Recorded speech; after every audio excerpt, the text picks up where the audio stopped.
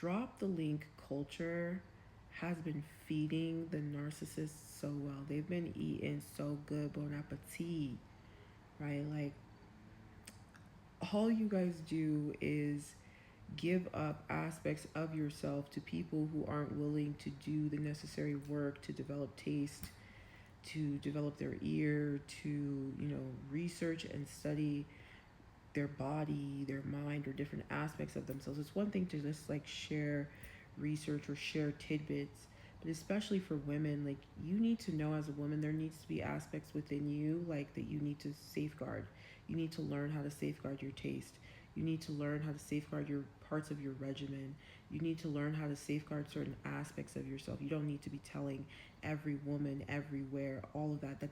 It's not about being a girl's gal. You guys love to do that. You guys love to say that as a way to deter women from protecting themselves and making bad behavior permissible. That's why you guys use that. That's why you guys use that interchangeably. As someone who is very generous, I do share. I used to share a lot about like the way I eat, the things that I do, my workouts, just a bunch of stuff, about me, like my music, my film taste, like all different parts of me, you know, only to have these aspects of myself that I shared with like friends and like lovers be taken on and worn as their and like absorbed by them into like an amalgamation of a, mimicked persona, of like a mimicked like personality of me, a mimicked version of me, seeing them go around talking to people and telling people that they've read the books that I've read, or analyzed the film that I watched, the films that I've watched, analyzed the films that I've analyzed, the music,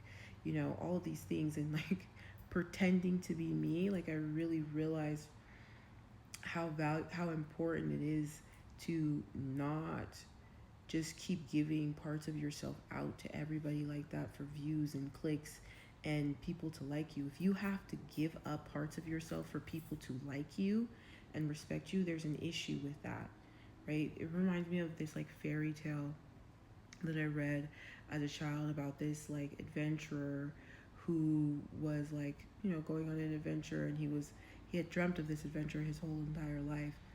And he was like walking in the forest, and he came about like a little monster, and the monster was crying, and he was like, "What's wrong?" And he's like, "Oh, like, you know I'm hungry, I'm super hungry, and I have nothing to eat, like, and I'm super starving." So he gave all of the food that he had in his backpack. So he gave all his food away to the little monster. He's like, "Here you go." Then he came about a different kind of monster, and it was crying.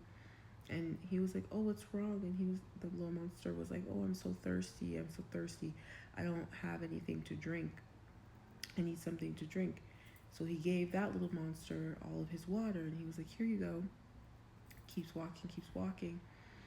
And he meets with a different little monster of a different kind. And the little monster was like, "Oh, I'm cold. I'm cold. Like, I don't have a jacket. I lost my jacket. I don't know what to do. I'm super cold."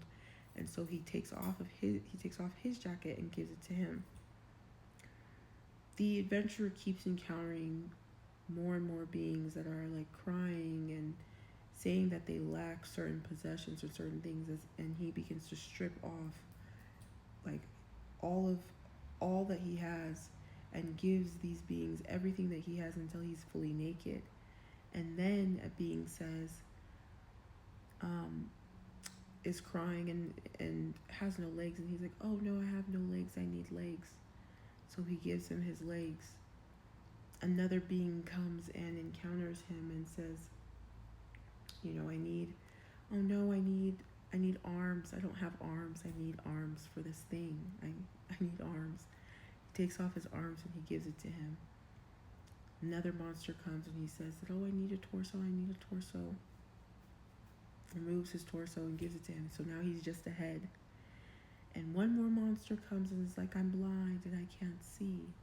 I need eyes." And he gives his eyes. And the wanderer is alone there in the forest as just a head. and he tries to cry, but he can't cry. And he speaks and he says, "Is anyone there?" And one more monster comes and was like, "You're a fool, right? You gave up everything that you had and we gave you, and you asked for nothing in return." And he was like, I did this for love." Like, and he was like, you know, "But now you have nothing and now you're no one, right? Now you're blind. We took everything that made you you, and now you're nothing. Like, now you're nobody." And so it's super important to understand that if you're going to enter into a void space in the guise of like self-sacrifice, the only thing that you should be sacrificing for or sacrificing to is the old version of yourself, for growth and development. And that sacrifice is given to the divine. That old version of yourself is placed on the altar in front of the divine, and you no longer identify with it. So then you no longer have an identity, so you're a void, right? So you become love, right? Being love puts you into a zero state. And with that, then the divine can now rebuild you in its image and add in like all of the great qualities that you truly have always possessed, bringing those qualities forward, because now you're living your second life. Now you're being reborn in its image and it loves you. But when we give up pieces of ourselves like that, to people that we think genuinely love us, but instead are, looking to get the best of us, we end up alone, with nothing and not even love. There's no change, there's no rebirth, there's just emptiness. And so it's super important to understand, like, living in a culture that is constantly telling you, "Oh, this is what we're wearing in the fall. This is what everybody's eating. This is the new thing that everybody's doing online. This is what is." It's a form of control and conformity. And as someone who has hated conformity and conformists since I was a child, it starts to move into totalitarianism little by little, right? Where then you are all wearing beige and saying "under his eye," right? 11/11, right? It starts off as small things, but not learning how to develop these aspects of yourself, not learning how to develop your own taste, not learning how to develop your own style, not only learning how to develop your own way of doing things, is in truth not developing yourself. So you're staying stagnant. And the only real sin there is in life is stagnation, because what is stagnant is dead. Okay, like water that is stagnant isn't flowing, and water that is stagnant is what? It's dead. So it's super important to understand that you learning how to, dive into music, to art, to fashion, to anything that you're interested in, literature, language, right? It doesn't have a obvious payout in the beginning, but there is a payout in long term wise, in the end, because you grow as a person, you develop yourself, you develop your mind, you develop your spirit, you become a better version of yourself, you become more well-rounded, you become more interesting, right? You have something that is uniquely you, and the way that you express it and understand it is you. It's all yours. It's your style. It's your way. It's your path. And that's important. That's the whole point of this journey, right? We are all source consciousness, but source individuated into different forms, into different races, into different genders, in order to have as many experiences as possible, right? Through experiencing us in all of our diversity and differences, does it grow and understand itself, right? Through us understanding ourselves, it understands itself, and it further develops.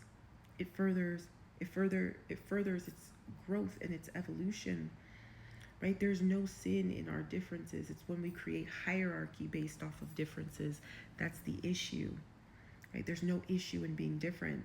There's no issue in me being black and someone being white. It's you thinking that one is better than the other. That is the issue. Oh yeah, and stop buying personalities. and ask